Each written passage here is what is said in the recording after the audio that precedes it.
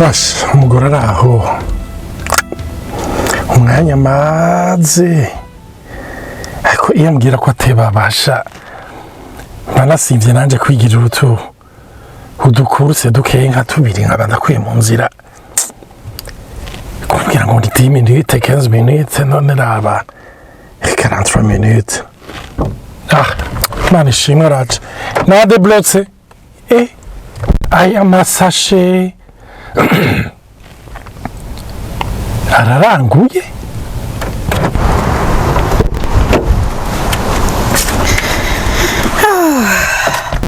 bitishiri namaki bijya mbonye uzanye n'ibiki nivyo mvuye gusoma amasashe 6 wowe barumbwiye muri 15 minutes 20 minutes none raba 43 minutes ka hafi 45 oya ahubwo ndigitangaza 43 minutes wagize amasashe angahe 6 nko kubivuze cyo mubwira ko uteba nanje mbanagire kwikorera udukurse ivyo n'ibiki nivyo mvuye gusoma mama iyi ni facture canke ni wa muzingo wa bibiliya yewe gawe none ibi ni Jesse nuko ikintu cyo gutangaza muri byo Calvin Klein Nike enda kaguye ko muta none mbwira wasumiye n'aba bantu bo kugatumba b'umuryango iwanyu cyane uya ni vyawe gusa bijya byinshi ni gwanje ko yemwe gwamwe n'ivy'abana muka byinshi ni gwanje nivyo none iyi shati ya $715 ni gwawe kandi urazi neza yuko kwambara neza ari ikintu gikenewe cyane hari imyango y'ubuguruka oya ndayisubiza nta shati uraza mahera turi hano bayi ni nkayo nyene mukaba urumva rero ngiye kuza ndambara rubaye ngende mu bantu nizo mpuzu shazi tuma kameme ni utake bana gutora Birasiko twegeye muri rwa rubanza arafa pasi abantu bamwe badushaka iruhande rwo rabe yuko ntambaye marke canke iki ibitenge nirigwamwe bitagira marke oya kamera none ubusanzwe bw'abantu bo muri iki gihugu tubukurikire erega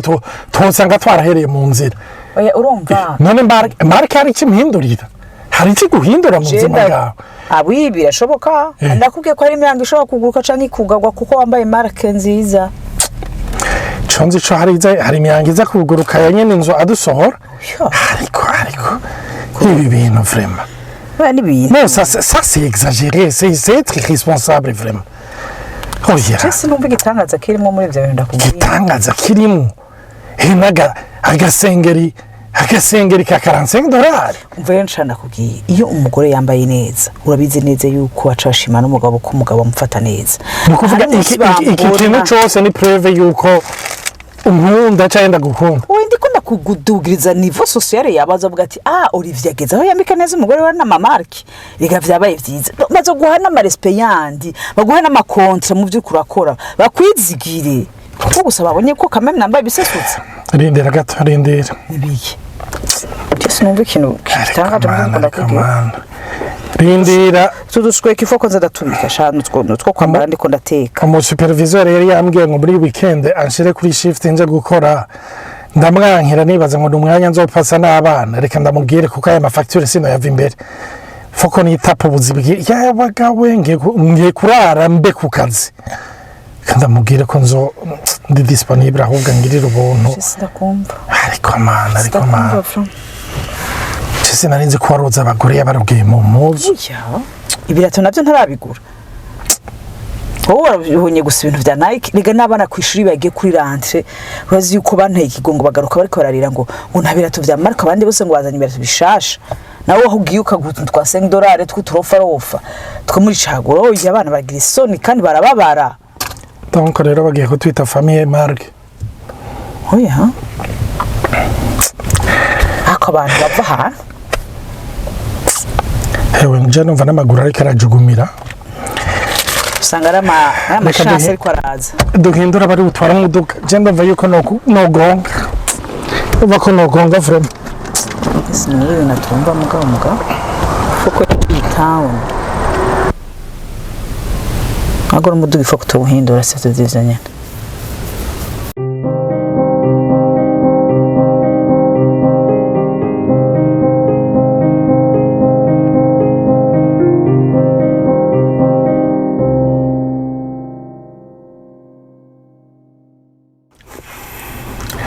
mwaramutse abandi nabo mwiriwe nizere ko meze neza aho muherereye hose kaze muri baho ibiganiro mutegurirwa mukongera mugashikirizwa na Olivier na Nathalie. Twagomba kubanza kwiyeskuza cyane dusaba imbabazi abantu bose abantu baratwandikiye batubaza ni gute byaratugoye gatoyi hariyo novuga ibibazo by'amagara byankitse gato ego twashoboye gutegura donc ibiterane n'izindi responsabilité ariko turashima Imana idushoboje kandi turashimira nabo bose babandanya badusengera n'ukuri Imana ibahezagire hama muri aka gakino ndazi yuko hariyo bamwe bashobora kwibona hariyo n'abadusugeye yuko nabivuga ko n'ibintu bikunze gushika n'ibintu novuga kuvyerekeranye n'impuzu n'ibintu bikora ko abantu cyane hariyo n'abantu bakomerekeje kuko bakuze bataronka impuzu bifuza nico gituma nshima n'amashuri adesida yuko abana bambara ama uniforme kuko usanga ama complexe ari make ikintu gikomeye cyane ikintu cerekeye impuzu kuko abantu burya baraba ibintu bikora ko hanze ariko ntibaraba ibigina hari n'abashakashatsi bahora bikugerageza bagafata nk'umwana yambaye neza bakamuja bamujana mwibarabara akavuga ati genda uvuge ko atakaye ari bikino abantu baramufasha ko yambaye neza ariko wa mwana nyene bamwambitse ibishambara impuzu zimeze nabi yerekana ko umwana yatawe mwibarabara bose baramuhunga kandi ari wa mwana nyene bisigura yuko uko twambara birafise biraduha igihagarara cyangwa twakigahagarara ariko ikibazo cyo twari tuwe kwibaza bino byatezo kumera gutyo cyane nk'abana b'Imana kwambara tukabegwa ni ikintu ciza cyane ariko iyo bigeze aho bitera ikibazo hagati y'abubakanye cyangwa ugasanga no mu buryo bw'amahera vyawe bigushira mu madeni hari abantu baje mu madeni cyane kubera ivyerekeranye n'impuzu ibirato imiduga amazu n'ibindi bitandukanye novuga ntuba uriko urabaho nk'uko Imana yaguhamagariye kubaho iyo turiko turavuga ivyerekeranye n'amamarke nagomba kubabwira iyi si niki fonctionne ariko iyi si ifonctiona kubera influence novuga y'isi yo mu buryo bw'impwemu isi yo mu buryo bw'impwemu nayo Bibiliya iratubwira ivyerekeranye na marke ugiye kuraba muri Bibiliya mu vyeshure Yohana baravuga la marque de la bête bariko baravuga 666 ni kimenyetso cha antikristo ariko Bibiliya ikongera ikavuga yuko hariyo n'ikimenyetso kubakijijwe c'amaraso y'umwagazi nico gituma nagomba kubabwira ibi tubona mu isi fadika n'igishusho c'isi itaboneka c'isi idafadika